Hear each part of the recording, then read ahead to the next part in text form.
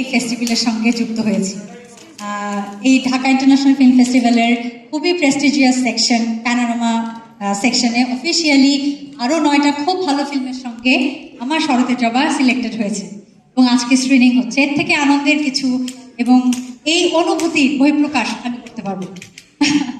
আচ্ছা, আর আপনি শরতের জবা নিয়ে জানতে চাচ্ছিলেন। শরতের জবা আমার অত্যন্ত স্নেহের, মায়ার, খুব পরিশ্রমের একটা কাজ। এখানে টিমের কেউ কেউ উপস্থিত আছেন, তারা জানেন। এবং being a female producer and director, আমাদের দেশে শরতের জবাকে এ পর্যন্ত নিয়ে আসতে আমার অনেক ফাইট করতে হয়েছে। অনেক ডিমোরালাইজিং সিচুয়েশন ছিল, ডিপ্রেসিং সিচুয়েশন ছিল এবং অ্যাট টাইমস আমার এরকমও মনে হয়েছে আমি পারবো না। আমার মনে হয়েছে আমি কোথাও পালিয়ে যাই, লুকিয়ে লুকিয়ে কাঁদি এবং শরতের জবা ভুলে যাই। এরকম অনেক সিচুয়েশন আমি পার করে, চ্যালেঞ্জ পার করে আজকে আমি এখানে দাঁড়িয়ে আছি এবং আলহামদুলিল্লাহ অফিসিয়ালি প্যানোরামা সেকশনে শরতের জবা সিলেক্টেড হয়েছে। এবং যখন গত 11ই অক্টোবর 2024-এ শরতের জবা আমি হলে রিলিজ দেই, তখন আমাদের দেশের পরিস্থিতি একটু অস্থিতিশীল ছিল, সবাই জানে। এবং তখন কোনো বাংলাদেশি সিনেমা কিন্তু রিলিজ হচ্ছিল না। কুরবানি ঈদের পরে আর কোনো সিনেমা রিলিজ হয়নি। তখনও আমাকে অনেকেই অনেক কিছু বলেছে, সিনেমা রিলিজ দেওয়ার দরকার নেই, হলে যাওয়ার দরকার নেই।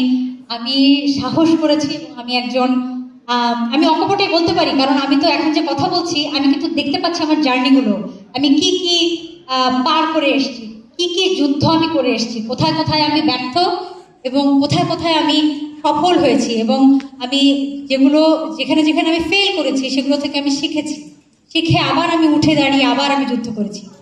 তো আমি এটাই বলছিলাম যে 11 অক্টোবর আমি অনেক বাধা সীমাবদ্ধতা থাকা সত্ত্বেও আমি জোর করে শরতের জবা মুক্তি দিয়েছিলাম এবং আমার ভক্ত, আমার দর্শকেরা, আপনারা, আমার সাংবাদিক বন্ধুরা এত সাপোর্ট দিয়েছে আমাকে। এটা আপনারা অনেকেই হয়তো দেখেছেন অনেক নিউজে, দর্শকরা হলে গেছে আবার শরতের জবা দেখেছে। তো থ্যাংক ইউ সবাইকে আজকে পর্যন্ত শরতের জবার সাথে থাকার জন্য এবং ডিফের সঙ্গে থাকার জন্য। আমি আনন্দিত। হ্যাঁ, আপনি তো সাংবাদিকদেরকে অনেক প্রশ্নের উত্তর দিচ্ছিলেন প্রেস মিটের সময় থেকে। এই সিনেমার পেছনে এক কথায় যদি এক শব্দে কাউকে ধন্যবাদ দিতে হয়, সেই ধন্যবাদটি কার প্রাপ্য? এক শব্দে বলতে হবে। আমার সৃষ্টিকর্তা। আল্লাহ না চাইলে কিছুই সম্ভব না।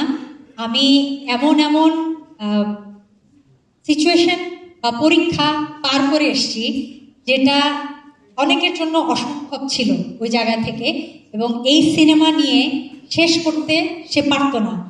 তো আমার মনে হয় আল্লাহ আমার সাথে ছিল। এবং তারপর যদি বলি, আমার বাবা মা, আমার পরিবারের সাপোর্ট ছাড়া, বিশেষ করে আমাদের দেশে